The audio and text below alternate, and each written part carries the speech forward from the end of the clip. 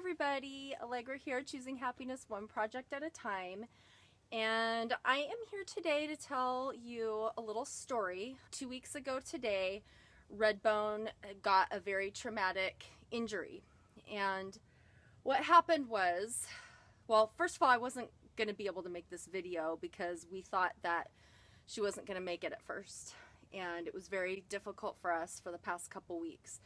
But, well, difficult in the sense that she has needed our constant care, and she is on bed rest. As you can see, she has a little harness on. Here, let's have you, can I have a kiss? Oh, thank you, Redbone. Okay, so what happened was, we were at a family member's wedding at Mount Hood, Oregon, and we were staying in the Timberline Lodge, which is the location for the set of the beginning of the movie The Shining, that big, giant, creepy hotel, the Overlook Hotel. Yeah, that's where we spent 2 nights. And it's a very creepy place. They didn't do the interiors there, just the exteriors, but the interior is very creepy. It was really cool. The Shining is one of my favorite movies ever, and I was really excited to see it, but anyway, Redbone and another dog were there, and you have to have the dog on a leash at all times, and they can't be left in the room alone. So that actually worked out really well for us because we just kept her with us at all times. And she was so good the whole time. You were so well behaved. She was mellow, relaxed. She just was doing great. But the very last day, the day of the wedding, all the groomsmen and bridesmaids ran into the bridal suite to decorate the room with the flowers and everything. Here, I'm going to switch her over. You want to switch over? Okay. Sorry, I had to just switch her over a little bit. Oh, that's so nice. Thank you, Redbone. Thank you. So we're decorating their bridal suite. And I had her on the leash with me, and it was getting all frantic, and I was like, well, I'll just put her in the room, and I'll be back in like 30 seconds. And that, I was back in 30 seconds. Actually,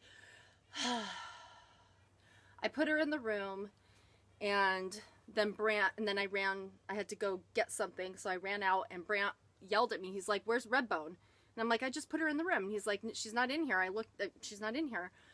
And he had opened the window, not knowing that I was going to put her in there because it was hot in there.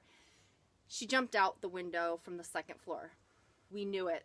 We just knew it. We're like, oh my God, she got scared and ran away. Jumped out the window, not knowing that you were on the 2nd floor, and she was laying on her side. She had defecated. She couldn't move. We rushed her to the vet, the closest vet that we could, which was about an hour away.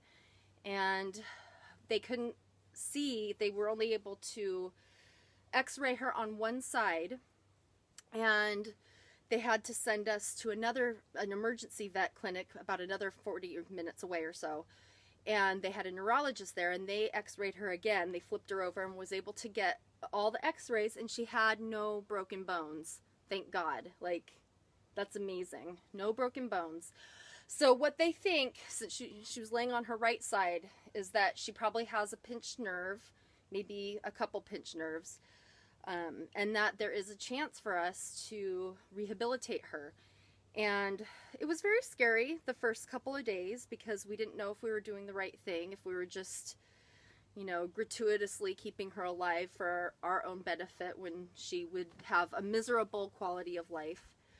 But every single day she was making amazing improvements, and she shows great strength in both of her legs. She's very drugged up still, so she's on bed rest. And actually I'm going to let her lie down because she needs to relax. This little handy harness is something we got from the hospital so that if you're by yourself you can handle her. See, she just hangs. And but she's got her personality. She's eating and going to the bathroom and doing everything like she normally does. She's barking like she always does. Lay down. There you go. Good girl. Today, actually the other day, she started to she's starting to sit up on one side. So every day she's doing something new and improved. And we feel confident that she's going to make, if not a 100% full recovery, she's going to make enough of a recovery that she's going to have a continuous happy life. So let me just kind of go through a chronology of her improvement. The first day we got her home, which we knew once we got her out of the stressful situation of being in a hospital and being away from home, we knew that having her back here at the cabin would improve her situation just so much more. Get her familiar. We kept everything as familiar as possible. So we kept her bed the same, except we added more padding, and we have kept her bedding extremely clean. We got those puppy pads that they pee on when you're training a dog and put them underneath her because she's on a lot of medication, and she's also on a medication, I believe it's called Prazosin, and Prazosin or something like that. It encourages urination because they don't want her bladder to stop functioning. And so we had her on that, and she was just constantly peeing. So every hour we were flipping her over, switching out the pee pad, spraying her down with a soapy water solution, wiping her off, showering her in the morning and in the evening. And she hates BATHs. She hates them. She will go hide if she hears the word.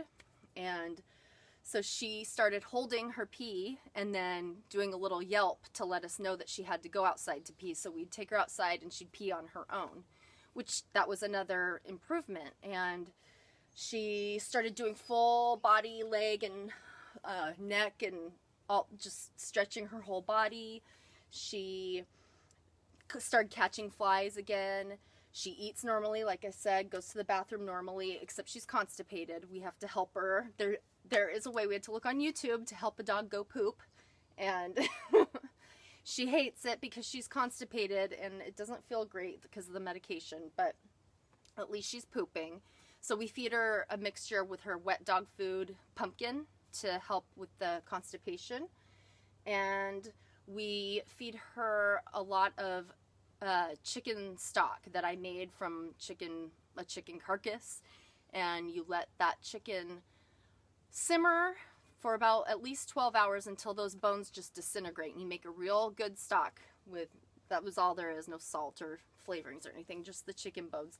And that helps her because she doesn't like to drink water, but we want to keep her body flushed, so we were giving her a mixture of water and the chicken broth, or mixing it in her food, and putting her, she's on a lot of medications. She's on painkillers, anti-inflammatories, and they got an anxiety pill for her. And yeah, she's on a full cocktail of drugs right now, but she's almost done with most of them. So we're going to take her in a couple of days to our vet and just get kind of an update, what we, get some clarification on the kinds of physical therapy that we're going to do. We just bought her a life jacket so that we can take her to the lake and put her in the tub and get her moving her legs. We're keeping her on bed rest now so that we're not putting any weight on her, just to let, if it's a pinched nerve, we want that swelling to go down. We weren't going to pay for an MRI. The MRI was like $4,000.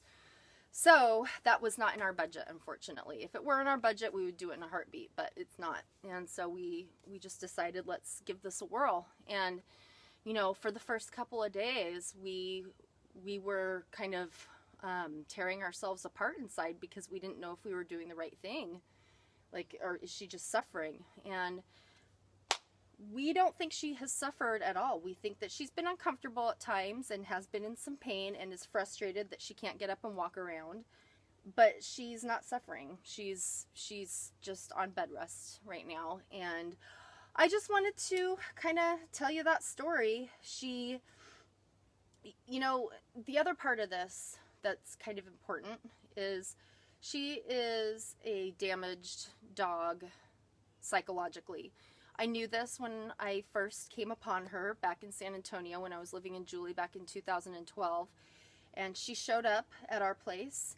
She went to go give her a bath, and she's like, her tail is broken. And I'm like, oh, who would break this poor little dog's tail? I then did research and found that sometimes dogs are born with broken tails. It's possible. I don't know. I still think that some bastard did something to her, because what we found out after her jump out of the window the other day was when we were getting the x-rays, we found out that she had a gunshot pellet lodged in her thigh. So somebody shot her with a shotgun before I found her, which explains a lot of her anxiety around gunshot sounds and fireworks. Curiously though, when I lived with Julie in San Antonio, we lived right next door to a gun range, and the guns were going off all the time. But maybe they were muffled enough and they were going off constantly enough. I don't know. Perhaps that's what she ran from in the first place. I don't know what the story is, but ever since we moved her up to where we're living now, anytime 4th of July comes around, or New Year's, or anytime there's fireworks, or if you hear a gunshot in the distance, they do duck hunting down in the valley, she trembles, and then if she's inside somewhere, she'll try to get out. She'll try to chew on the window to escape. She'll just try to run. And last year, that's another story that I'll tell maybe sometime, but she ran off because of fireworks and was gone for 2.5, 3 days in California, and that was a very traumatic experience. So we've talked about it. We're like, 364 days out of the year, Redbone is just the funniest, most mellow, great girl, but there's that one day that something crazy happens and she has to escape. And no wonder somebody's shot her in her past. So we figured she had serious abandonment issues. It's either that or she just ran off. But she's a pretty scrappy girl. She is a survivor, and she is a pleasure and a joy and a blessing. So it's just kind of one of those mixed bags in life that when I first encountered her, I was trying to find a home for her because I didn't feel like I could take care of a dog. I love dogs. Every dog I see, I baby talk to, and I just love them so much. But I didn't think I was ready. And then after a couple of weeks of trying, or maybe it was a month or two, it was a while trying to find her a home, I just couldn't get rid of her. I just love her so much. So I will keep you all posted as to her recovery, and I know she's gonna have a great rest of her life. She's just kind of going through a little tough time right now. My sister-in-law is so sweet. She was so devastated because she was at the hotel with us, and she didn't know what to do, and her first instinct was to start a GoFundMe account because she knew it was going to be an arm and a leg for this thing. And that was very sweet of her to do that. And there were actually people who donated. So I don't know if any of you are watching this video. I know at least one person who did, and I'm going to invite them over for a barbecue or something to thank them because that was really sweet. So anyway, yeah, that's all I have right now.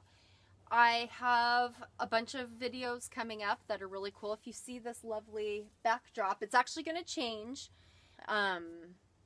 Well, I'll save that for another video, but I have a big art show coming up in a couple of weeks, so I am trying to finish up a bunch of work for that, and but I'll have at least one video a week, and then they'll pick up again after that. All right, everybody, thanks a lot. I hope that wasn't too depressing. It shouldn't be. It's a hopeful story, and I will keep you posted. Thanks for watching, and take care. Bye-bye.